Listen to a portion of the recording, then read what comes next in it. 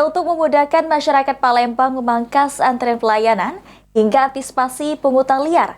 Saat ini pelayanan di Sdukcapil telah bisa dilakukan oleh unit pelaksana teknis dinas atau UPTD.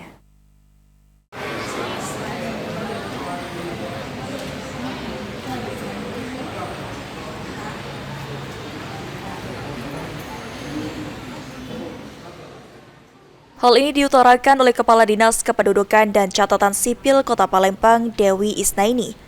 Untuk memudahkan masyarakat Palembang memangkas antrian pelayanan hingga antisipasi pungli. Saat ini perekaman, perbaikan penggantian elemen, perpindahan alamat, penggantian IKTP hilang, maupun pengurusan administrasi kependudukan lainnya bisa dilakukan di unit pelaksana teknis dinas atau UPTD di Sdukcapil sesuai domisili.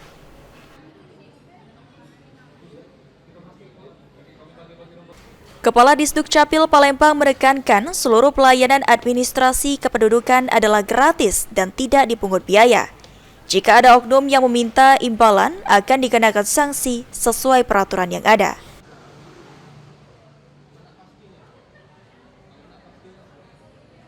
Ya jangan sekali-sekali memberikan sesuatu apapun dalam bentuk apapun ke petugas kami, karena semua pelayanan di Dukcapil ini gratis, tidak dipungut biaya.